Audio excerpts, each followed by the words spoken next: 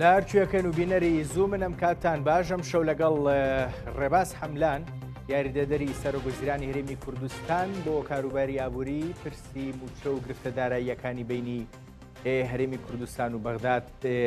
تاوتویەکەم زانین تازەترین شتترین ئاماژەیەکی دیاریکراو لە نێوان هەردوو لای هەبێ لەبارەی موچە پرسەکانی کە دووبارە بوونەتەوە بە گرفت سەرباری ڕێکەوتنەکان و بڕیارەکانی مەحکەمە فیدرالی و بوونی بودجە لە نێوان هەرێمی کوردستان و بەغدایە بە چۆ گەیشتون بە چۆ ئەگەن دوجار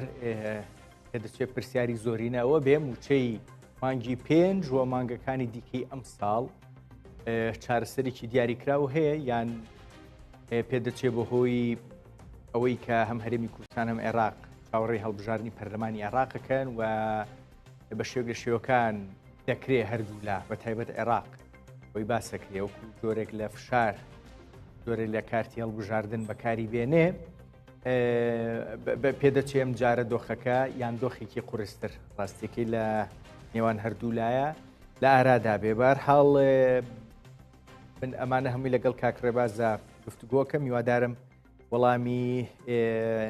باشمان دەستکەوێت گفتوگوێکی باش بکەین کاکڕێباز لاود لێ بێ هیوادارم زۆر زۆر باش بی بەخێر بێی بۆ زووم دێمە ناوردەکاریەکە قسە زۆرە باسی بکەین بەڵام موچە پێش جەژنیەت یان ناموچەی مانگی 5 سێ ڕۆژێکمان ماوە ئێوارەی جەناب و بینەرانی بەڕێز باش سڵام بۆ ستافی جەنابتان مەمنون ڕاستەکەی ئەمڕۆ کۆبوونەوەی ئەنجومەنی وەزیرانی عێراق کراوە و بەداخەوە لەناو کۆبوونەوەکە بە هیچ شێوێک باسی موچەی هەرێمی کوردستان نەکراوە و وەکو جەنابیشتان بینیتان لە هەموو ڕاگەاندنەکان بڵاو کرایەوە کە ئەمڕۆ بەڕێز جێگری سەرۆکوەزیرانی عێراق دکتۆر فواد حسێن و بەڕێز وەزیری ئەعماری عێراق کاک بەنگێڕەکانی هەردووکیان کە لە پشکی پارتی دیموکراتی کوردستانن بەشداری کۆبوونەوەکەیان نەکرد لەبەرەوەی ڕۆژی پێشووتر بە ڕاستپاردەی جەنابی سەرۆک بارزانی بە ڕاستپاردەی کۆمیتەی ناوەندی پارتی دیموکراتی کوردستان وتوێژێکی چەند سەعاتیان لەگەڵ بەڕێز محەممەد شیع سوودانی کردهبوو لەسەر بابەتی موچە و لە سەرەتای ئەم بەرنامێش جەنابەت باسی بانگەشەی هەڵبژاردن یاخود نزیک بوونەوە لە هەڵبژاردن کرد کە هەر خۆی وەڵامێکی گونجاوە بۆەوەی کە ئەم بابەتە سەر لەبەری سیاسیە و بەڕاستی بەڕێز محەممەد شیع سوودانی دوێنێ شەو واتە دووشەمە لەسەر سێشەمە کۆبوونەوەی چوارچەوەی هەماهەنگی هەبووە لە بەغداد لەوێ بەشێک باسی قسەی باسی قسە و باس کراوە لەسەر موچەخۆرانی هەرێمی کوردستان و بەداخەوە ناڵم هەمویان لە هەندێک لایەنی توندڕە و بەرامبەر هەرێمی کوردستان لە ناو ئەو کۆبوونەوەی چوارچەوەی هەماهەنگی زۆر بە توندی قسەیان لەسەر موچەی هەرێمی کوردستان کردووە کە بەشێکی کەشیان پێی وابووە کە زەڕورە موچە بۆ پێش جەژن سەرف کرێ بەڕام بەداخەوە هەتا ئەم ساتەی لەگەڵ جەنابەت قساکەم دیارە ئەو بەشی کە تونتر قسەیان کردو یاخود ئەوانەی کە جۆرێک چاویان بە هەرێمی کوردستان هەڵنایەت ئەوانە قسەکەیان سەری گرتو هەتا ئێستا وەکو جەنابیشت باس دەکەی تەنها سبەی دوو سبەیمان لەبەردەستە گیناتر ڕۆژی جومعە جەژنی قوربانە بەڵام تا ئێوارەی ئەم ڕۆژ کە لەسەر خەت بووین و بەڕێز محەممەد شیع سوودانی ئێوارەکەی دوای کۆبوونەوەکەش تەیف سامی بان کردبووە لای خۆی بەڵام تا ئەم لەحزەیە هیچ بابەتێک نییە لەسەروی کە ئیطلاقی موچە بکەن باشکا کڕێباس ئەو گفتوگۆی کەوتت لەسەر ڕاستپاردەی کاک مەسعود بارزانی با بڵێن کراوە لەگەڵ بەڕێز سوودانیە پێش کۆبوونەوەکەی چوارچەوەی هەمانگی بووە یان دوای کۆبوونەوەکەی چوارچەوەی هەمانگی و پێم بڵێ وەڵامی سوودانی بۆ باش چی گوتراوە سوودانی چی گوتووە پێش کۆبوونەوەکەی چوارچەوەی هەمانگیە بۆ چکە عادەتەن کۆبوونەوەی چوارچەوەی هەمانگی شەوانی درە نەکرێت درنگانێکی شەو دوای هەموو ئەوەیەگەکرێ بۆیە پێم وایە پێش کۆبوونەوەکە وتکرا و بێجگە لەوەش بەڕێز دکتۆر فواد و کاکبەنگین بە نوێنەراتی جەنابی سەرۆک بەرزانی جگە لەوەش هەر بە تەلەفۆنیش و بەردەوامیش لەگەڵ بەڕێز محەممەد شیع سوودانی و هەروەها هەفتەی ڕابردووش جەنابی کاک مەسرور زۆر زەختێکی گەورەی کرد لەسەر ئەو بابەتە و لەڕێی نوێنەرەکانی کورد و بەتایبەتی کاک دکتۆر فواد کە بەردەوام لەسەر خەت بوون لەگەڵ بەڕێز سوودانی نەک تەنها دوێنێ ینی هەموو ئەم فترەی کە لە باسی ئەم بابەتاکرێ. قوربان با من بە ئەسڵی مەسەلەکە و پێ بڵێم ئێمە چەندین بەرنامەمان لەم ماوەیە کردو بۆ خەڵکی کوردستانمان ڕوون کردوەوە بە داتا و بە بەڵگەش نەگەوەی کە هەروە بە قسە. ئەم بابەتە صرف بابەتێکی سیاسیە دژی هەرێمی کوردستان و زوڵمێکی گەورەیە لە هەرێمی کوردستان، نە بە قانونی موازنە، نە بە بڕیاری ژمارە 224 دادگای فیدراڵی عێراق، نە بە پێی دەستور. ئەم بابەتە هیچ ئەستۆساسێکی نییە. ئێمە بۆ ئەوەی بەرچاوی جەنابت و هەموو بینەرانی بەڕێز ڕوون بێ، ئەمە ڕێککەوتنامەی حکوومەتی هەرێمی کوردستان و حکوومەتی عێراقیە لە 1/2/2025 کە تەواوی تەخسیسات بۆ ساڵی 2025 دانراوە بە ئیمزای تایفسانی. ئەو ئیمزای تایفسانی خۆیەتی. ئەمانە ڕێز لە واژوو لە ڕێککەوتنەکانی خۆشیان ناگرن. بەپێی ئەم ڕێککەوتن نامەیە بەس بۆ موچە بەبێت بودجەی تەشغیلی و ئیستثماری 300 تریلیۆن و 334 ملیار ئەبێت بنێرن بۆ ساڵی 2025 بەس بۆ موچە. لەم بڕا بۆ مانگی 1 و 2 3 و 4 تەنها 3 تریلیۆن و 800 ناردووە، 3 تریلیۆن و 830 شتێکە ملیار دینار ئەمەندەیان ناردووە. ئەی کەواتە چۆن تەخسیسمان تەواو بووە؟ ئەمە بابەتی یەکەمیان. بابەتی دووەمیان کە باسی داهاتی ناوخۆکرێ. ئێمە داهاتی ناوخۆمان بۆ هەموو مانگەکان تەنانەت مانگی چواریش ڕادێ قەناعەتکە مەسەلەی ئەم ڕێککەوتنەی هەرێمی کوردستان دێمەسەری دڵنیا بە دێمەسەری داهاتی نەوتی داهاتی نانەوتی هەر هەمووی دێمەسەری. بەڵام مادەم باسی ڕێککەوتنەکەت کرد ئەی بەستمەوە بە هەندێک لەو پرسانەی لە سەرەتایە باسم کرد. یەکەم دوێنێ پارتی دیموکراتی کوردستان کۆبوونەوەی هەبوو کۆمیتەی ناوەندی و وتی ئاماژەی ئەرێنیش هەیە هەم لە حکوومەتی لە ئەنجومەنی وەزیرانی عێراق و لە حکوومەتی فیدرالیەوە هەم لە با بڵێن دەسەڵاتی قەزاییش کە من وا تێگەیشتم پێدەچێت پەیوەندی بە فەرمانە وەلاییەکەوە هەبێ. چی ئەم دۆخە ئەرێنیەی گۆڕی بەو نەرێنیە؟ دۆخە سیاسیەکە کە بەدەست ئیتاری چارچەوەی هەماهەنگیە ئەوە گۆڕی. ئەیگیرا من با بە جوانی بە جەنابتی باسکەم. ئەمری وەلایەکە لە 9 حاکم 4یان لە عێراقن 5یان لە حەجن لە مەکەی مکەڕەمەن. بەڵام لە ڕێی ئۆنلاینەوە بەڕێز حاکم جاسم کە سەرۆکی دادگای فیدراڵی عێراقە ئەیتوانی بە ئۆنلاینە بابەتە حەلکە. بەڵام دیارە جەنابیشی لە ژێر زەختی سیاسیە نەیتوانی ئەم بەشداریە بکە. ئەمە یەک. بابەتی دووەم کە ئەرێنی هەبوو بابەتەکە ئەوە بوو کە ئەو دانوستانە هەبوو لە بینی کاک دکتۆر فواد و بەڕێز محەممەد شیع سوودانی کە ئەم بابەتە حەلکەن وەکو حکوومەت. بەڵام پێم وایە کە بەڕێز محەممەد شیع سوودانی بۆیە هیچ بەڵێنێکی سەداسەدی نایبوو چاوەڕێ و کۆبوونەوەی چوارچەوەی هەماهەنگیە کرد بۆیە ئاخری ئازدەوان وەربگرێ. کەواتە ئەمە باشترین بەڵگەیە لەسەرەوەی کە باشترین بەڵگەیە لەسەرەوەی کە ئیعازەکان سیاسی نە ئیداریە نە قانونیە نە مالیە نە احترامی بڕیاری 224 دادگای فیدراڵی ژەگرن. چاوەکەم ئەگەر ئەمری وەلایەکەش دەرچێ دیسانەوە خۆ ئەمری وەلایەکە یەک پەڕەیە ئاماژە بە ئەوەیەت ئەڵێت ئەو بڕیاری 224 کە دەرمان کردووە کە نزیکەی 20 پەڕەیە ئەو کە تەفاسیلی ئەم بابەتی تایە لەو بڕیارانە کە باسەکە حکوومەتی هەرێمی کوردستان و حکوومەتی عێراق نابێت هیچ کێشەیەک وا بکات کە موچە دوا بخات و ناژبێت مادەی 12 و 13 لە بڕگەی 6 ئەم بڕیارە هاتووە کە باسی داهاتی نەوتی و داهاتی نانەوتیەکە کە ببێتە سەبەبی دواخستنی موچە. کەواتە ئەمری وەلایەکە چییە؟ هەر درێژەدانە بەم بابەتە. ئەمە وەخت کوشتن و مبەڕیر دۆزینەوەیە گینا تۆ ئەمری ئۆڕەدی ئەمری محکەمەی فیدرالی هەیە تر ئەمری وەلایی وە چییە؟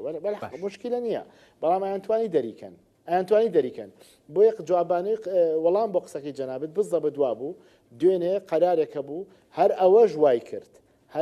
وای کرد جەنابی سەرۆک بەرزانی و کۆمیتەی ناوەندی پارتی دیموکراتی کوردستان کەمێک لە بڕیارەکەیان ینی نەبێت بڕیاری کۆتایی دەرنەکەن یاخۆت هەندێک ئەگەر ناچی کاک ڕێباس جەنابی سەرۆک بەرزانی ئەگەر ناچی ئەو ئەگەر ناکەمان بینی کۆمیتەی ناوەندی پارتی ئەگەرنا ئەخر باش تەکە بۆ باسکەم وەکو خۆی ئێمە باسی ئەوەکەین کە ئەوان باسی مەسەلی موچەکەکەن مەسەلەی ناردنەکەیەکەن بە هەوڵێکی زۆریان خسۆتە گەڕ لە بەغداوە و لە ویلایەتە گرتوەکانی ئەمریکاوە و هەوڵەکە لە ناوە و لە دەرەوەیە کە جەنابی سەرۆک کەمێک یاخود پارتی دموکراتی کوردستان کەمێک ئارامتر بن یاخوددان بەخۆیانە بگرن لەبەرەوەی هەوڵەکان ئەیانوێت بە حساب حیلە یاخود بڵێن ڕێشێنی قانونی بۆ بدۆزنەوە ئەستان خۆی شتەکەمی قانونیە ئەم بابەتە ئەوە من باشی پیشانی جەنابتانەما ڕێکەوتن نامە هەیە ڕێکەوتن نامەکەش ئاراستەی کێکراوە ئەسەی دەولە ڕئیس الوزراء المحترم یعنی بە ئیمزای طایف سامی ئەم بابەتە ڕێکەوتنی لەسەر کراوە لە مانگی 2 ئەگەر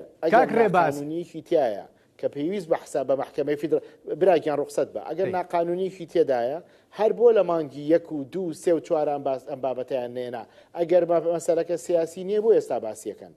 ئەگەر بابەتەکە بابەتی داهاتی ناوخۆیە بۆ مانگی 1 و 2 3 و 4 وەریان گرت و هەر چاوەکەم هەر کە تۆ ئیستیلامی قەزێکە و کرد کە تۆ پارەکە وەرگرت معنای اعتراف کردو بەو بابەتەی کە متفقی یاخود ڕازیت بەو ئیشە بۆ ئێستا کێشە دروستەکەن وڵات داهاتی ناوخۆ جا تۆ پێم بڵێ کاک ڕێباز حەملان بۆ یارمەتی یەکدی بین ئەو ڕێککەوتنە کراوە لە یەکی دوار ڕێککەوتنەکە کراوە 13.3 تریلیۆن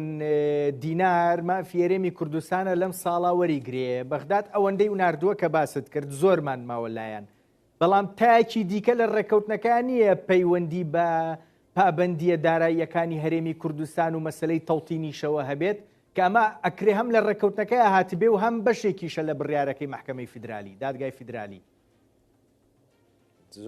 زۆر سپاس بۆ پرسیارەکە و زۆر ڕاستە کابینەی نۆیەمی حکومەتی هەرێمی کوردستان لە هەموو کابینەکانی پێشخۆی تر زیاتر ئیلتیزامی کردو بە هەموو داواکاری و سەرنج و تێبینی و ئەوانی کە بەغدا داوای کردو لە هەرێمی کوردستان و باشترین بەڵگەژەوەیە کە ئەو ڕێکەوتنیان ئیمزا کردوایەوەی کە هیچ عوزرێکیان نەما لەسەر مەسەلەی لیستی موچە ئێستا بە پەیڕۆی ڕێنێرین یەک تێبینیشان نییە لەسەری و ناشتوانن هەیان بێت چکاوی ئێمە ئەو سیستەمەی حکوومەتی هەرێمی کوردستان لیستی موچەی پیاماداکە بەغدا خۆی نیەتی ئەمە یەک میزان مڕاجعایە هەموو مانگێک لە کاتی خۆیان نردومانە داهاتی ناوخۆیە بە پێی قانونی ئیدارەی مالی ڕادستی بەغدامان کردووە لە مانگی 5 2024 سەرۆکی دیوانی ئەنجومەنی وەزیران و سەرۆکی سکرتێری ئەنجومەنی وەزیران چوونەتە لای بەڕێز محەممەد شیع سوودانی زۆر بە تەکید پەیامی جەنابی کاک مەسروریان پیاوە کە هەموو داهاتی ناوخۆ تەسلیمەکەین فەرم و تۆش بودجەکەمان بە کاملی بۆ سەرف بکە بە تەشغیلی و بە ئیسtisماریەوە وەکو خۆی و لەگەڵ موچە ئەو وتێتی نایکەم و بڕۆن من پێم ناکرێ من خۆم لە بەغدام و کێشەم هەیە فەرمو لە 150 داهاتمان بنێ داهاتی نانەوتی بە قانونی ئیدارەی مالی ئەڵێ داهاتی باج و داهاتی گومرگ هەمووی مانۆک و خۆی تەسلیم کردو بە پێی قانونی ئیدارەی مالی و ئەمە هەمووی داتایە هەمووی لە میزان مڕاجعەکە بە وازەحی هەموو وردەکاریەکانیان بۆ نێردراوە و ڕقابی مالی عێراق و ڕقابی مالی هەرێمی کوردستانی ژیمزایان لەسەر کردووە لەبەرەوە لەلایەکیکەوە چی ئەوترێ و چی ناوترێ ئەمە ئەسڵی مەسەلە ئەستا پێناسی جیاوازی لە بینی هەرێمی کوردستان و بەغدا لەبارەی داهاتی نانەوتی فیدرالی کاک ڕێباز پابندەکانی سەرشانی خۆمان جێبەجێ کردووە وەکو خۆی بەپی ئەو ئیتیفاقی کردومانە لە یەکی دوو بەپی قانونی موازنە کردومانە و هیچ مخالفەیەکمان نەکردو باشترین بەڵگەژەوەیە کە ئەو 4 مانگەی پێشووکە موچیان ناردۆ هیچ تێبینێکیان نەبوو لەبەرەوەی هیچ عوزرێکیان بەدەستەوە نیە ئێستاش بەدەستیانەوە نییە ئێستاش بە دوایەوە گەڕێن نازانن چۆن کێشەیەک بۆم بابەتە دروستکەن ئیکینا هیچ عوزرێکیان بەدەست کاک ڕێباز ئەڵی کێشیان نەبووە بەڵام کێشە نیە دووبارە یەکەمەوە ئەڵی کێشیان نەبووە بەڵام لەبارەی داهاتی نانەوتی ئەوەی فیدرالی و ئەبێ بچێتەوە بۆ بەغدا ئێگلەیان هەبوو ینی ئەمڕۆ خۆی سوودانی باسی کردووە ئەڵێ دەبوو دەبێت 150 ملیار بنێرن کردویانە بە 90 دواتر بووە بە 80 بووە بە 70 بووە بە 48 نیگەران بووە لەم پرسە بۆیە من ئەپرسم ڕاستیەکەی پێناسەیەکی جیاواز تێگەشتنی جیاواز لە بینی هەرێم و بەغدا هەیە بۆ ئەوەی کە داهاتی نانەوتی چی ئەوەی ئەبێ بچێتەوە بۆ بەغا پرسیارەکە و گەشت باش پرسیارەکە و گەشت و وەڵامی شمایتەوە بەڵام بە جوانتر وەڵام تێمە یەکەم بەڕێز محەممەد شیع سوودانی ڕئیس وزەرای عێراقە دەوڵەتی عێراق و حکوومەتی عێراق خۆیان وتەبێژیان هەیە و بەڕاستی بەڕێز محەممەد شیع سوودانیش خۆی قسەکەرێکی باشە ئەگەر بێ شتێ لەسەر هەرێمی کوردستان بڵێ کەناڵێکی زۆریان هەیە وێبسایتی ڕسمی حکوومەتی عراقییان هەیە توانن بێن قسەکەن بەداخەوە لەم کاتەی ئێمە 2 ڕۆژمان ماوە بۆ جەژنی قوربان هەندێک لایەن و فراکسیۆن بەداخەوە ئەمڕۆ فراکسیۆنی یەکگرتووی ئیسلامی کوردستان هاتوون بوونەتە وتەبێژی دەوڵەتی عێراق و یاخود بەڕێز محەممەد شیع سوودانی قسەکانی ئەو نەقلەکەن هیچ پێویستی بەوە نەبوو ئەوان بچونایەتە ژوورێ بیان و تا ئێمە لەم ژوورە ناچینە دەرێ هاتوین بە دوای موچەی خەڵکی کوردستان ئاگەڕین هاتوین مافی خەڵکی کوردستانمان بەپێی دەستور و قانونی موازنە ئەوێت بێ زەحمەت موچەکەمان بەرەوە جەژنە خەڵک ئەمانەڵێن ئەمەمان پێ و تۆ بەڵام سودانیش وەڵامی داونەتەوە پرسیارە کردووە سوودانی وەڵامی یاو نەتەوانێت پێویست ناکەوان ببن بە وتەبێژی سوودانی بەڕێز محەممەد شیع سوودانی توانێت خۆی قسەکە داهاتی نانەوتی بە قانونی ئیدارەی مالی وەکو بۆ جەنابتم وت هەر مانگە و نەوعێکە عین چۆنە بێتەوە تهدیدیکەی 150 ملیارە شتیوە دەوڵەتی عێراق خۆ شتیوای نییە با من بەڵگەیەک بۆ جەنابە بڵێم ئێمە بە 4 پارێزگا لە ساڵەکە 4 تریلیۆن داهاتی ناوخۆمانەیە حکوومەتی عێراقی بە 15 پارێزگا بە 23 دەواازەی ڕسمی نێودەوڵەتی بە بەندەر عەباس و بەندەری فاو بەم هەموو کارگۆ و مەتاڕی هەیەە 8 تریلیۆنیان هەیە ئەی بۆ داهاتی عێراق کوا داهاتی عێراق بۆ ئەم پەرلەمانتارە بەڕێزانە ناچن کە پەرلەمانتاری عێراقن لەسەرەوە بپرسنەوانێ بۆ هەموو شتێک دوژمنکاریە بەرامبەر هەرێمی کوردستان نابێت ئەوە وابێت کاکە ئەو وڵاتی هەمومانە ئێستا موچەی هەموو خەڵکی کوردستان بڕاوە 2 ڕۆژیکە جەژنی قوربانە هەموو ماڵێکی هەرێمی کوردستان زەرمەند دەبێت لەمە خۆ کەس جای نەکردوەوە بڵێ کێیەکێتی و کێ پارتیە و کێ گۆڕانە کێ ئیسلامیە و کێ بەسیحیە ئەوە موچەی خەڵکی کوردستانە چۆن ئەبێت بەس پارتی دیموکراتی کوردستان دیفاع لەو بابەتە بکە بێ هەموو حیزبەکانی کوردستان هەموو بەیەکەوە بێنە سەردان ئێستا وەختی ململالێ نییە کاسنە بەغامۆ بن بە وتەبێژی حکوومەتی عراقی و ئەوەی عێراق بی لە دیفاع لەواکەن و ئەوەی عێراق بی لەڵەنەوە ڕاستە وەرەقە و اتفاق و قانون و بڕیاری دادگای فیدرالی قساکە براجان دادگای فیدرالی بڕیاری دەرکردووە بڕیارەکەی فراکسیۆنی یەکگرتووەکەی ئەو ڕۆژەی کە قەرارەکەی وەزارەتی دارایی عێراق دراوەی تەیف سامی فراکسیۆنەکەی یەکگرتوو هەموو ئەوانەی دیکەش لەگەڵ فراکسیۆنی پارتیای یەکدەنگ بوون هەمویان ڕەتیان کردوتەوە و تویانە ئەمەی وەزارەتی دارایی کامەی تەیف سامی کە پێچەوانەی ڕێککەوتنە پێچوانەی دەستورە پێچوانەی بڕیارەکەی محکمەی فیدرالیە پێچەوانەی یاساییمان کردووە وایە ئەوانیش کردویانە بۆیە زۆریش براگیان زۆریش مەمنون بووین کە هەموو کورد بەیەکەوە یەکدەم بووە اینجا ئەمە زۆر نمونە بە پارێزگارکردنی هەڵەبجە یەکدەنگی کورد بوو وای کرد ئەوە زۆر وایە یەکدەنگ بین من ئەڵێم ئەمڕۆ پێویست بوو 2 ڕۆژمان ماوە بۆ جەژن پێویست بوو فراکسیۆنی بەڕێزی یەکگرتوو پێداگیریەکان لەسەر مەسەل ئێمە تێگەین بەڕێز محەممەد شیع سوودانی چیەڵێ و چی ناڵێت تەمانە وا بڵێ قابل بڵێ لەبارەی داهاتی ناوخۆ نەعەدالەتی تیا ئێمە وەختی ئەم گلێ و گلەیکاریە نییە ئێمە پێویستمان بۆیە ئەمڕۆ خەڵکی کوردستان موچەی ئەوێت زۆر هەموو قسەی ناوێت زۆر ئەومان ئەوێت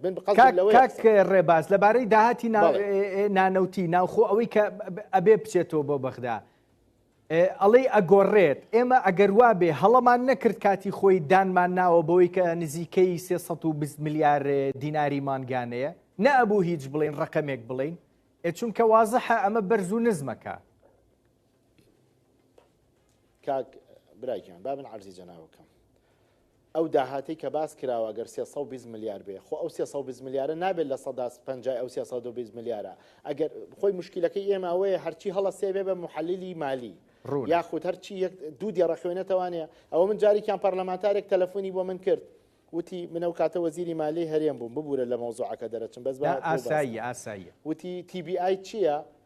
وتی TBI چییە منی ژوتم بۆ چیتە وتی وڵا شەو مقابلەم هەیە لەسەری ئێوەتە ماڵەوە بێت تۆ نازانین TBI چیە شەو چۆن دەچی مقابلی لەسەرەکەی خەڵک وای لاتۆ ئێستا هەرچی هەڵە سێبێ بە محەلیلی مالی ئێستا تۆ قوربانگیان ئەوەی قانونی ئیدارەی مالی خوێنە بێتەوە تێگا داهاتی نانەوتی چییە و ئەو کامەیە کە ئەبێ بگەڕێتەوە بۆ ناوەند کامەیە کە ئەبێ ئەوە بێ لە هەرێمی کوردستان کە تۆڵی 320 میلیار ئەو بڕە هەمووی خۆداهاتی گومرگ و زەریبە نییە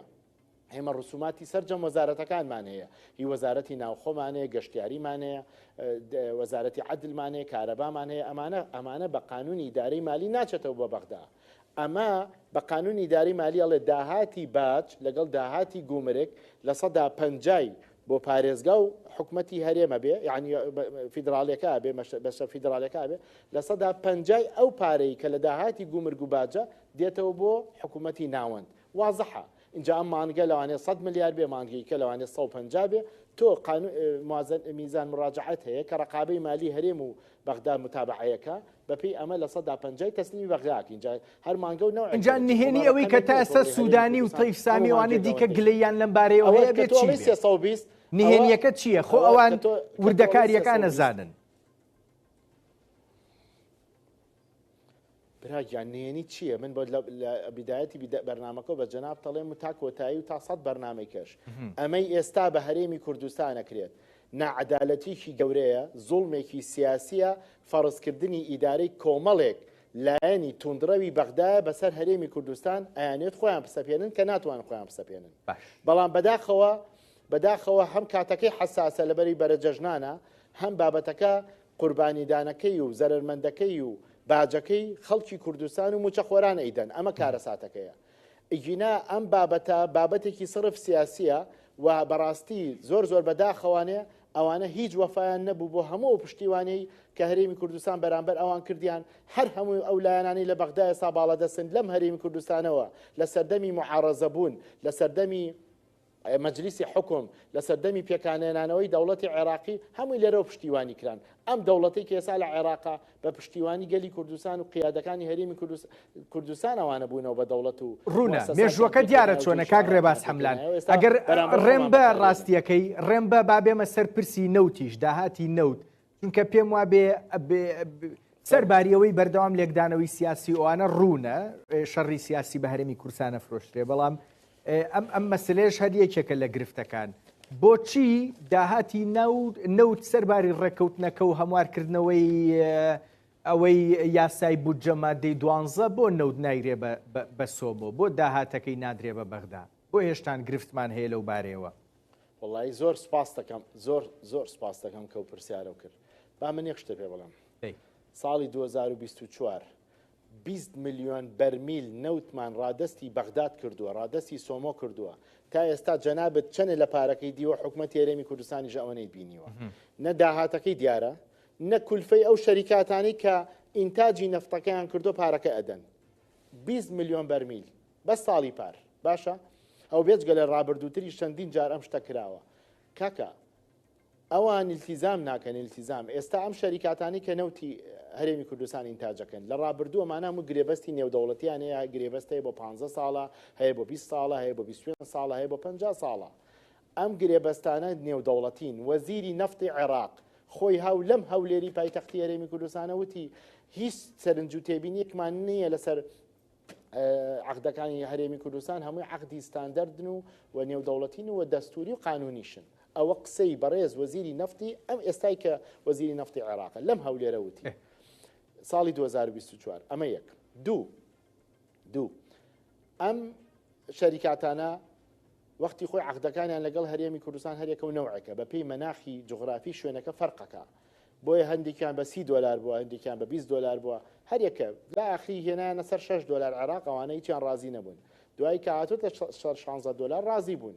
ئێستا ئەم شەریکاتانە داوای زەمانێکەکەن لە حکوومەتی عێراقی و وەزارەتی نەفتی عێراق ئەڵێن کاکە ئێمە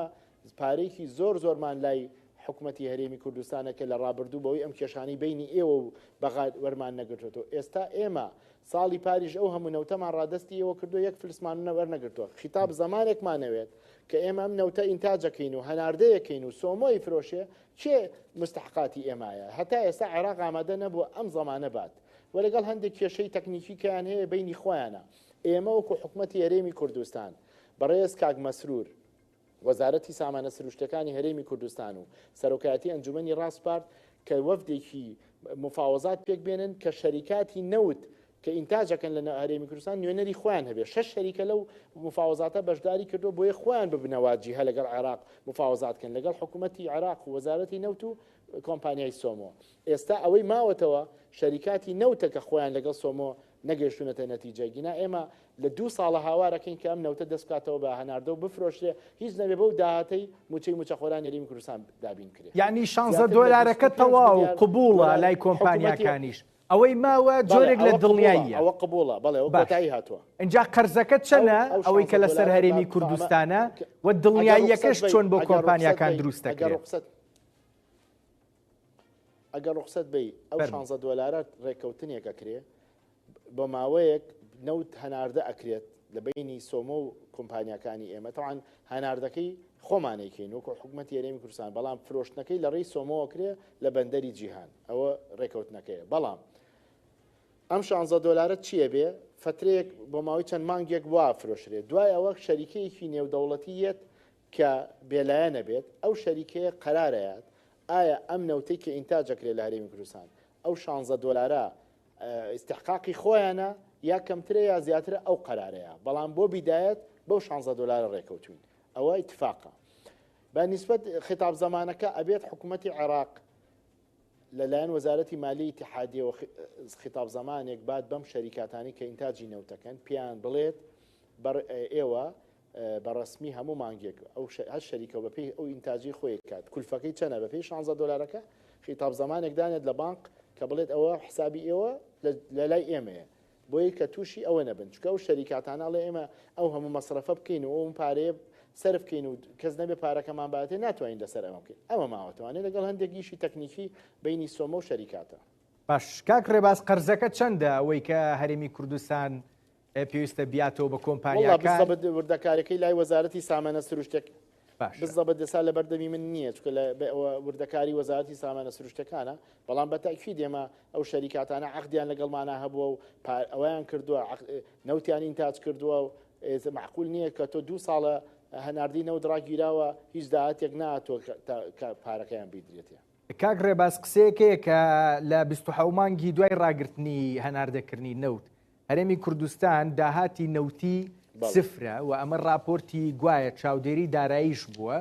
هی هەرێمی کوردستان ئاوا نردوێتی بۆ بەغدا سەربارەوەی داهاتەکەش سفرە لەم 27 مانگەیە 9 ملیار دۆلاریش قەرز کەوتۆتە سەر هەرێمی کوردستان تەنها لە پرۆسەی نەوت ئەمە وایە؟ من بەنسبەت ئەو راپۆرتی ڕقابەی مالی بەو شێوەیە نەم دینیەوەی کە بە جەنابەت باسیەکەیەوە قسە و باسی هەندێک کەسی کەیە بەڵام من ئەوەی کە بۆ تۆی باسکەم نەوتی هەرێمی کوردستان بۆچی داهاتی سفرە لەبەرەوەی ئەو نەوتەی کە ئەم چەند وەختە ئینتاج کراوە دوو بابەتە بابەتێکیان بۆ دابینکردنی پێداویستی ناوخۆیی هەرێمی کوردستانە لە نەوت و بەنزین و گازۆیل و ئەم مشتەقاتانی کە هەیەی بابەتی دووەم حکوومەتی هەرێمی کوردستان وەکو بۆ جەنابتم باس کرد لە یەکی 2014 بودجەی هەرێمی کوردستان لەلایەن بەڕێز نوری مالیکی بڕا لە مانگی پێنجی 2014 حکوومەتی هەرێمی کوردستان بە ناچاری دەستی کرد بە هەناردەکردنی نەوتی خۆی بە بۆری ئەم عەقدانی کە کردوێتی عەقدێکی زۆری کردووە لەگەڵ کۆمەڵێک شەریکاتی نێودەوڵەتی عەقدەکان نێودەوڵەتیە یعنی هەر کاتێک هەرێمی کوردستان و حکوومەتی هەرێمی کوردستان ئیلتیزام نکات بە دەفعکردنی ئەو دەفعاتانەی لەسکی کولفەی شەریکاتی لەسرە ئەم شەریکاتان ناتوانن ئەم عەقدە بەرنە دادگای نێودەوڵەتی شکات لە هەرێمی کوردستان بکەن ئەو کاتە سەر ڕای پارەکەی خۆیان عەقدەکان شەرتی تعجیزی تایە یعنی حکوومەتی هەرێمی کوردستان ئەو کاتە عقوبە ئەیرێ غەرامە ئەکرێ بۆیە بە ناچاری بەشێک لەو شەریکاتانە لەبەروی هەرێمی کوردستان هیچ داهاتێکی تری لە بەردەستان نیە بەشێک لەو شەریکاتانە کە قەرزی لەسەر حکوومەتی هەرێمی کوردستانە نەوتیان دراوەتێ لە بری ئەو قەرزە ئەمە هەر ئەوەیە گینا داهاتی هەبێت بۆ هەرێمی کوردستان و دیار نەبێت ئەمە ڕاست نییە چونکە فرۆشتنی نەوتی هەرێمی کوردستان لەلایەن کۆمپانیای نێودەوڵەتی دیلۆیتەوە تەدقیقەکرێ هەر کاتێک خۆی نەوتی فرۆشتوێ بە ڕسمی کاک ڕێباز بەڕاستی گەروا بێ نازانم نەوت نەفرۆشین باشتر نییە کاتێک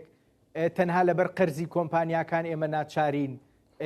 پرۆسەی بەرەمێنان و دەرێنانی نەوت بەردەوامی پێبین لە کاتێکا داهاتەکەشی هەر بەو شێوایە بێ کە باست کرد وتت لەبەر ئەم هۆکارە سفر تۆ پرسیارە لە تۆکەم تۆ ئێستا ئەم شەوتێ مشکلی نەوتی ئەم وڵاتە حەلکەیاتێ مشکلی موچەی موچەخۆران حەلکەی ینی خۆت وەڵا هەردووکی تۆ بەرنامەکە کە بە من پەیوەستن بێکەوە پەیوەستن بێکەوە ئێستا بەڕاستی جەنابەت قسەکەی جەناب لەوە چیاڵە قسە ڕاکێشە خەریکە بەرەشتی کاڕۆی وەرەوە سەر موچەکە باش بە دڵنیاییەوە لە پرسە ئابوووریەکان دەرناچێ بە دارایی موچە و نەوت و ئەوانەی دیکەش باشە کاک ڕێباز بۆچی داهاتەکە ناچێتەوە بۆ وەزارەتی دارایی اینجا پرۆسەکانی دیکەی پێدانەوەی قەرز بە کۆمپانیاکان و ئەوانە بکرێ ئەمە شەفافتر نییە لە ڕووی ئابوووریەوە حەقێ بەبێکێ لە قسەکانی منیش کاکە گویان وەکو بۆ جەنابتم باس کرد ئەم پرۆسەیە پەیوەندیدارە بە وەزارەتی سامانە سروشتەکانەوە و وەکو باسم کرد ڕقابەی مالی هەردوو لا لەسەر خەتە و کۆمپانیای سۆمۆش وەکو باسم کرد کە ئێمە ڕێکەوتنمان هەیە لەگەڵیا لەسەر بابەتی ئەمە و 2 ساڵە مفاوەزات بەردەوامە و وەزیری نەوتی عێراق هاتوۆتە ئێرە ماوەی 3 ڕۆژ لێرە لە کۆبوونەوە بوون و وەفدی ئێمە بەردەوام ئەچێتە بەغدا ئەمە پرۆسەیەکی زۆر دوور و درێژە کە من ناتوانم ئێستا بە چەند دقەیەک بۆ تۆ جەنابتی باسکەم ئەمە ئەم بابەتەی کە لە سۆشیال میدیا و لە هەندێک لایە ئەم لاولاوە ئەیانێت خەڵکەکە بە نەوعی کە تێگەێنن ئەوە ڕاستەکەیەتی کە من بۆ تۆی باسەکەم کاڵم بەم شێوازەیە کە ئەو پرۆسی لە ناو وەزارەتی سامانە سروشتەکانە اینجا ئێستا من ڕاستەکەی چکە من اختصاصی منەوە بابەتە نییە بۆ بچمە ئەو وەردەکاری ئەوە بەڵام ئەوی پێم باسکردی ئەوەیە جا موچە بە دڵنیایی و حەزەکەی باسی بکەین منیش باسی یەکەم کاک ئاوات شێخ جەناب چەند شەوێک لەمە و پێش لەگەڵ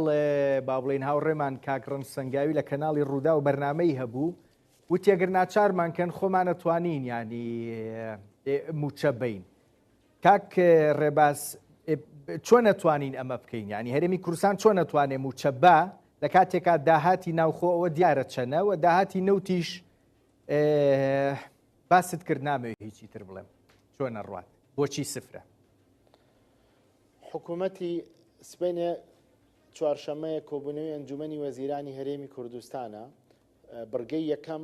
تایبەتە بە بەدواداچوون بۆ چارەسەرکردنی ئەم کێشەیە بە تایبەتی موچەی مانگی 5 و ئەم بابەتی کە پەیوەستە بە بەرە جەژنانەوە بەڕاستی حکوومەتی هەرێمی کوردستان یعنیەوە چەند ڕۆژێکە لەوەی ئەم ئەزمەیەوە لە هاتنەوەی جەنابی کاک مەسرور لە ئەمریکا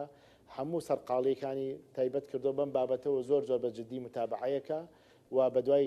هەموو ڕێگە چارەیەکە گەڕین لە پێناوی قوت و ژیانی خەڵکی کوردستان و بە تاکیدەوە خەمی حکوومەتی هەرێمی کوردستانە ئەو لایەنانەی کە کاچن لەم لاولەولا ئەوە چێ بۆ لای بەغا ئەوڵێ بەتەمان بچم و ئەوڵێ بە ڕێگاوم و هەمووی لاخە مەسئولیەتەکەیەتەوە سەر حکوومەتی هەرێمی کوردستان بۆیە هیوادارم هەموو لایەنانەی بەشدارن لە کابینی نوێمی حکوومەتی هەرێمی کوردستان هەموو کارەکانیان لە چوارچێوەی حکوومەتا بێ بۆ پەیداکردنی قوت و ژیانی خەڵکی کوردستان بۆ دابینکردنی موچە ئەوە زۆر زۆر گرنگە بابەتی ئەوەی کەش تەمان جەنابی کاک ئاوات وەزیری دارایی و ئابووری هەرێمی کوردستانەوە وردەکاری زیاتری داهات و ئەو بابەتانە لای جەنابێتی بۆیە بە تەکید ئەوانیش لەلایەن جەنابی سەرۆکوەزیرانی هەرێمی کوردستان و ڕاست پێدراون بۆ خوا ئامادەکردن بۆ هەموو ئەگەرێک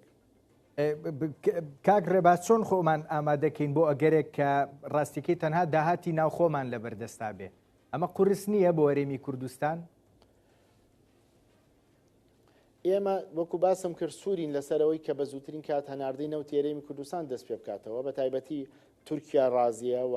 هەرێمی کوردستان وەکو حکوومەت ڕازیە بۆ شەریکاتەکان خۆیان لەسەر خەتن تەنها ماوەتەوە ئەو عەرقەلانەی بینی شەریکات و سۆمۆ بۆیە ئەوە باشترین دەرچەیەکە ئەوە بکرێ و دوێنێ شەویش ئەگەر خۆتان متابعەتان کرد بێ وەکو کەناڵێک بەڕێزەکەتان چوارچێوەی هەماهەنگی یەکێک لە خاڵەکانی کە باسی کردووە بە زووترین کات یاسای نەوت و غاز دەرچێت کە بەداخەوە یەکێکە لە هەرە کێشە گەورەکان کە خۆیان چەندین ساڵە نەیان توانیوە یاسایەکی موحەدی نەوت و غاز دەرکەن کە هەموو گەلی عێراق و هەرێمی کوردستانیش بتوانێت لەژێر چوارچەوەی ئەو یاسایی ئیشەکانی خۆی بکە بەڵام ئێمە وەکو هەرێمی کوردستان هیچ کەم تەرخەم نین لە ڕووی یاساییەوە ئێمە یاسای ژمارە 22 ساڵی 2007 مانەیە کە لە پەرلەمانی کوردستان دەرچووە هەموو دەرهێنانی نەوت و فرۆشتنی نەوت و هەموو ئەم پرۆسەیەمان بەپێی ئەو قانون نەکردووە و هیچ ناقانونیەکمان نەکردووەکەوە سەرف دەستوریە و ینی حکوومەتی عێراقی بابەتێکی ئەڵێ مابوونی على الباطل فهو باطل ئەوە خۆیان جاری وای بەێ ماڵن ناقانونیە تۆ جاری خۆ قانونەکە دەرکە اینجا بەێمە بڵێ ناقانونی تۆ خۆت قانونە نییە قانونی نەوت و غاز نییە چۆن کاک ڕێباز مادەم چوارچێوەی هەمانگی ئەم هەڵوێستەی نواندووەوە پێی خۆشە قانونی نەوت و غاز دەرکرێ ئاماژەیەکی ئێرێنی نییە بۆی هەرێمی کوردستانیش بیقۆزێتەوە بکەوێتە گفتوگۆ لەگەڵیانە بۆی ئەمە چارەسەر ببێ مادەم چارەسەرە بنەڕەتیەکەی نەوت و غاز کە ئەسڵی مەسلەی کێشەداراییەکانی بینی ئێمە و ئەوانە کوردستان و عێراق چارەسەر بکرێ. وڵی من هیوادارم جەنابتان و هەموو ڕاگەیاندنەکان کە کۆمنتێکتانە بێت لەسەر شتێک بە وردەکاری بچنە ناوی اینجا قسەی لەسەرکەن یعنی بابەت جەناب تەڵی پێویستە ئێمە قسەی لەسەرکەین کوڕێمە ئەوە 5 ساڵ قسە لەسەر بابەتەکەین نەگەیمڕۆ ئێمە وەکو حکوومەتی هەرێمی کوردستان کابینەی نوێمبر لە دوای هەفتەیەک لە دروستبوونی ئەم کابینەیە کاک مەسرور خودی خۆی و جێگری سەرۆکۆزیران و وەزیرە معنیەکان چوونە بەغدا لەسەر هەموو پرسەکان بودجە موچە نەوت مەلەفی نەوت بە کاملی هەمووی پێوتن کاکەی ماتوین ڕێکەوین بەز ئێمە کاکە لەم کابینەیە تەعاملمان لەگەڵ سێ حکومەت کردووە حکومەتی بەڕێز حەیدەر عەبادی عەفو حکومەتی بەڕێز عادل عەبدولمەهدی حکومەتی بەڕێز مستەفا کازمی حکومەتی بەڕێز محەممەد شیع سوودانی لەگەڵ هەر حکومەتێک مفاوەزاتەکەین ڕێکەوین ئەچینە سەر پرۆسەی نەوتەکە لە وڵات مشکلیان هەیە و حکومەتاڵەوەشێت و حکومەتی کێت اینجا بۆیە من وتم مادەم چوارچەوەی هەماهەنگی ئێستا ئەم قسە ئەرێنیە ئەکا من ئاوام نەموت ئێوە هیچتان نەکردووە براگیان ئەزانم نا ئاخر با پێو بڵێم قەزمەوەی ئەمە ئەوەیەکی سابقەیەکی زۆری هەیە بابەتە ینی پرۆسەیەک نیە ئەمڕۆ قسەمان لەسەر کردبێ چەندین وەفدی ئێمە چۆ لەسەر یاسای نەوتوغاز قسەی کردو و ڕژنووسیان ئامادە کردو و سڕاوەتەوە و لابراوە و دانراوە و نردویانە بۆ هەرێم ڕێی لەسەرا و دیسان و نردومانەتەوە زۆر دەمێکم پرۆسەیە هەیە ئێستا نییە بەس قەزدمەوەیە کە دوێنێشە و باسی ئەمایان کردووە حەقت جددی بن لەوەی کە بەڕاستی دەریکەن خۆیان مشکلیانەیە خۆیان نایەنە ژێرباریەوە براگیان یەک شت هەیە کە بێ ئینسافیە با بۆ جەنابتی باس چەندین ساڵە حکوومەتی عێراقی ڕۆژی 3 ملیۆن بەرمیل نەوتە فرۆشێ ڕۆژی بەس پێم بڵێ بەم پارەیە کو ئاوەدانی کە لە هەرێمی کوردستان هەیە لە باشوور و ناوەڕاستی عێراقەیە جەناب تو هەموو کە زەتوانێت ئێستا بچێتە بەغدا ئەوە لەم ڕۆژانە ئیفتتاحی جسرێکیان کرد مانێکە تاوە بۆ دوێنێ ئاو بردی ڕووخات جسرەکە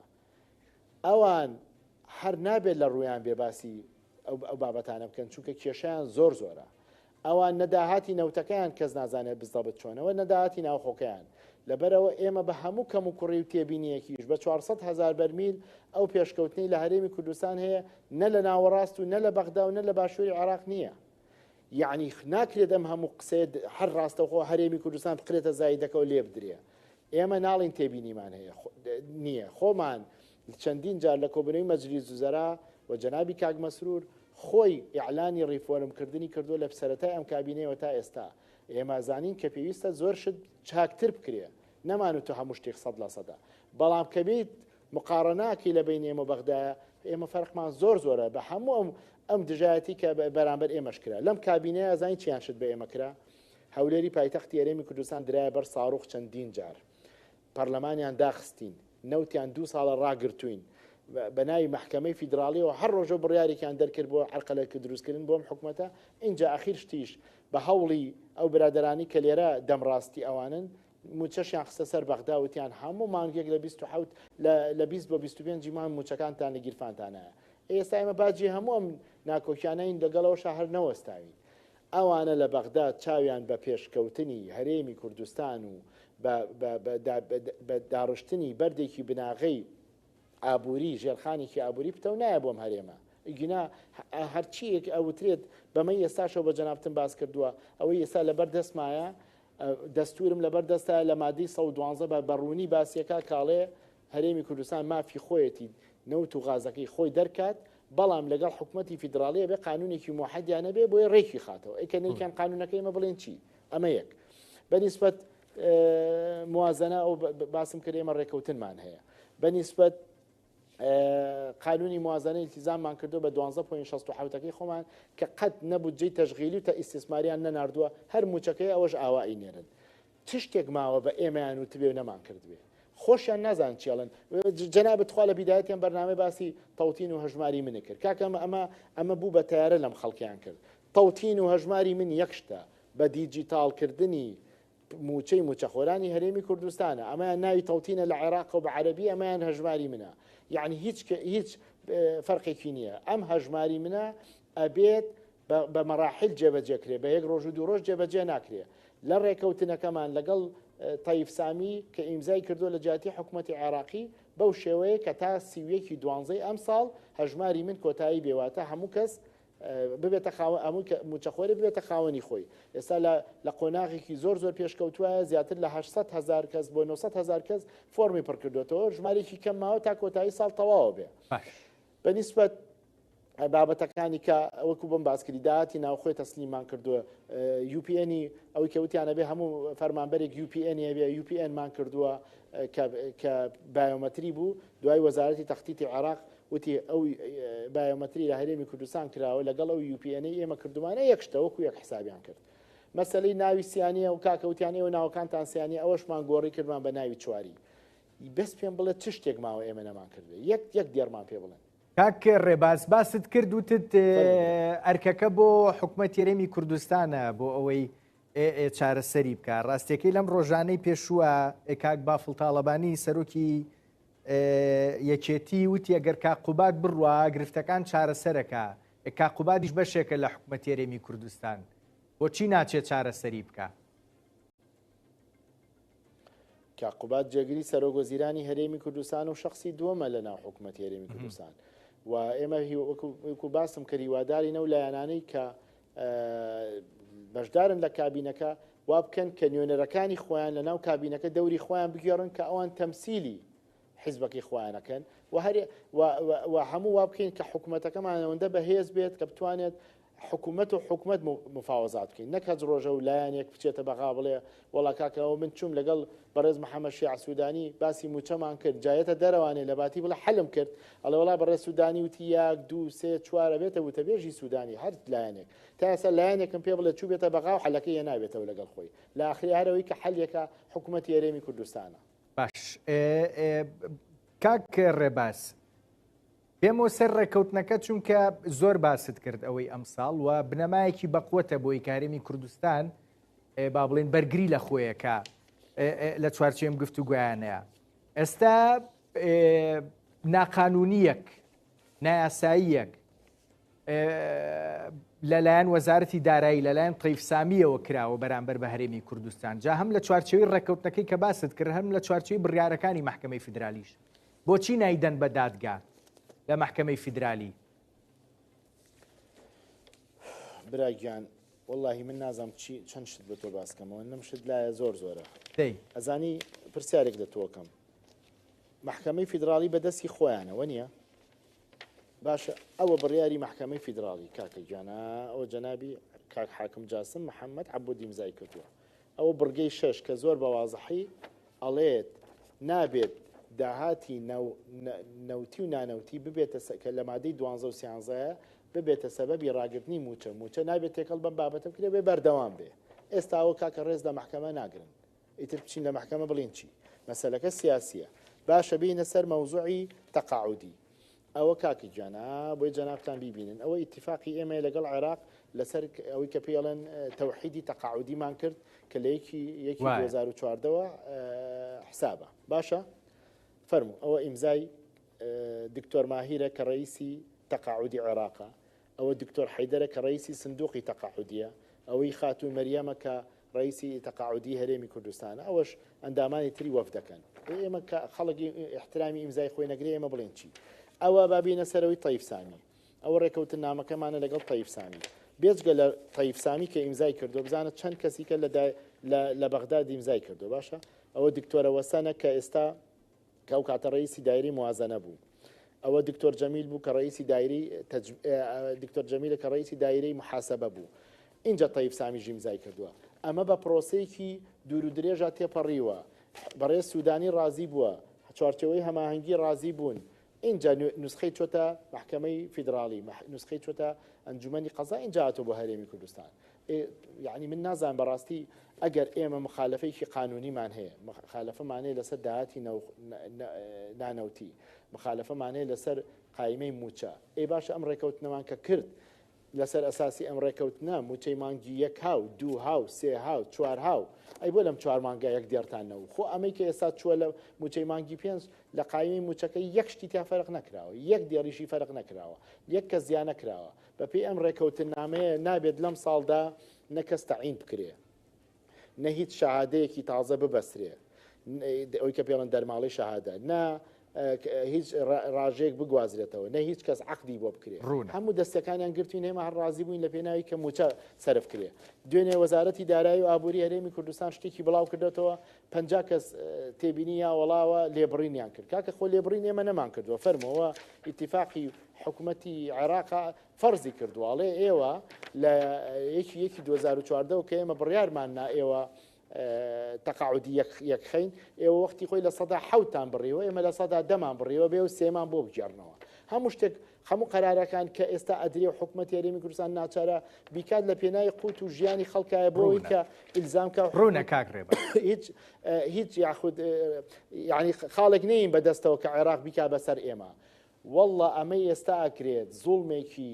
ناعەدالەتیشی گەورەیە کە بەرامبەر خەڵکی کوردستانەکرێ کە بەم جەژنە موچەی خەڵک نادرێ من بەس بزانم ئەگەر یەک تۆز لە دین و ئیسلام تێگەیشت بێ خوای گەورە بە عەزەمەتی خۆیە فەرموێ هەر کەسێک بچێ بۆ حەج فەریزەی حەج بەدەست بێنێ ئەبێت پێشەوە لە لای خۆی هەموو ئەو قەرز و ئەو ئیلتیزاماتانەی لەسەر شانێتی هەتا بێ بچێت جیرانەکانی لە خۆی ڕازیکە اینجا بچێ بۆ حەج ئێمە لە دادگای فیدراالی لە 9 کەس پێنجیان لە مەکەن لایەکی پەرلەمانتارەکان لە مەکەن ئێستا وەلایەکی حکوومەتی جواب بزانم لە دوایام کۆبنەوەی ئەنجومەنی وەزیرانەوەتر لە بەیانیەوەوانش بە VIP چن بۆ حەج بە VIP حەجەکەن وەکو بەڕێز وەزیری دارایی عێراق اینجا ئایا ئەمە چۆن فەریزەی حەج جێبەجێکەن چۆن ئەتوانن بچن بۆ ڕوبەڕووی ماڵی خوا ببنەوە کە سوور بزانن کاکڕێبیان لە میلەتەکەی خۆیان کردووە کە ئێمە تواتۆ ڕوخسەت بە ڕوخسەت بە کاکە ڕوخسەت بە باوم قسێ بکەم بەڕێز سودان ئەو مۆزوع دینێکە بابینە سەر شتێکی کە بەڕێز سودانی لە مؤتەمەری قیمەی عەرەبی 40 ملیۆن دۆلاری بۆ غەزە و ئەوە کرد سەرف کرد بۆ لوبنان باشە تا ئێستا 40 فلستان سەرف نەکردو بۆ کەسوکاری سەربەرزی شەیدانی هەڵەبجە 40 فلستان سەرف نەکردو بۆ کەسوکاری قوربانیانی دانی ئەنفال و قوربانیانی ئەنفالی بارزانەکان بۆ گەرمیان بۆ یەک شتان نەکردووە ئێستا بەس موچەکەی ئاوا ئەمان نەنێ کاکرێباس ڕێم بە پرسیار بکەم یانیبۆستا قوربان باشت بە وەرەقە و قەڵەمە باشە قوربانشت بە وەرەقە و قەڵەمە ئەوەش عێراق ئەوە بە ئەمری عێراق بە ئەمری عێراقڵێ لە سەدا یەکی موچەی هەموو موچەخۆرێکی عێراق ببڕن پارەکەی بنێرن بۆ غەزە و لوبنان ئەی کاکە تۆ ئامادەی پارە بنێری بۆ دەوڵەت و وڵاتێکی گە بۆ میلەتەکەی خۆتی سەرف ناکەی باش بزانم من یەک پرسیار لە ئێوە شارع و قانونێکم موچەی ئەمە باسی سودانی کرا ئێستا و سودانیەیە کە ئەم شەڕ یاساییە لەگەڵ چوارچەوەی هەمانگیا بەرامبەر بە هەرێمی کوردستان جێبەجێیەکە حەو هەشت مانگێ لەمەوە پێش کاک مەسعود بارزانی سەردانی بەغدای کرد لەگەڵ سودانیا کۆ بۆ و ڕاستیەکەی لە گوڵ کاڵتر بە حکوومەتەکەی سودانی نەوت جارێ خۆ با بگەڕینەوە بۆ پێشووتر بۆ قسەکەی جەنابێت ئەستان بەڕێز محەممەد شیع سودانی لەکوێ بوو بە ڕێی زۆرە لەسەری بڵند بوو بە ڕێی زۆرە بەڕێز محەممەد شیع سودانی بە وەفدێک هاتن کە بەڕێز هادی عامری سەرپەرشتێ کرد دوای ئەوەی کە ماوەیەکی زۆر حکوومەتی تازایان پێ تەشکیل ناکرا کێشەی دنیایان هەبوو لە بەغداد هاتن لەسەری بڵند لە حزۆری جەنابی سەرۆک بەرزانی حکوومەتیان پێکێنا ئیجا خۆی من کۆڵیمان لەوە نەکردووە جەنابی سەرۆک بەرزانی پشتیوانیکی گەورەی و جەنابی کاک مەسرور بە تایبەتی وەکو حکوومەتی هەرێمی کوردستان هەموو پشتیوانی و تەسهیلاتێکی کرد لەگەڵ بەڕێز محەممەد شیع سودانی بۆ لە پێناوی کاکە ئەم کێشانەی ئێمە حل ببێ لە پێناوی ئەوەی مەلەفی نەوتمان حل ببێ بودجە حل ببێ موچە حل ببێ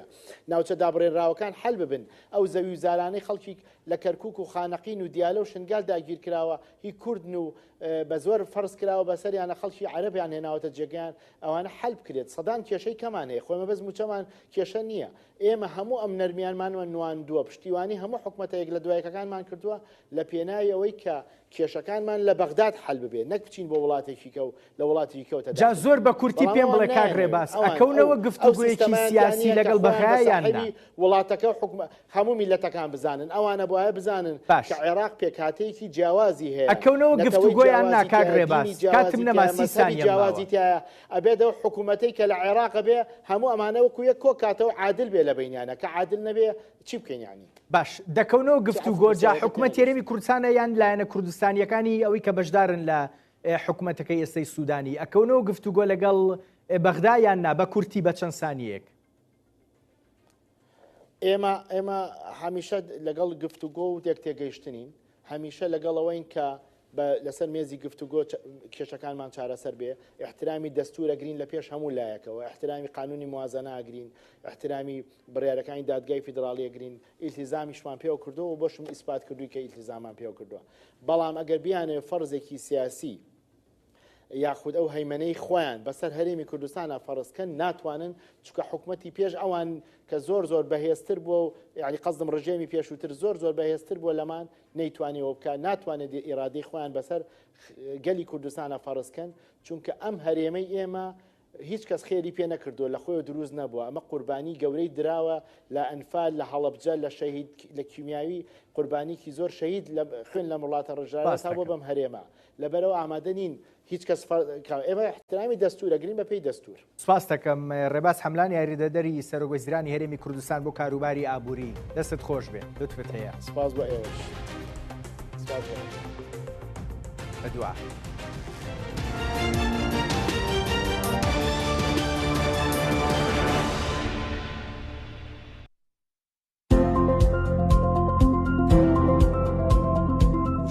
بونا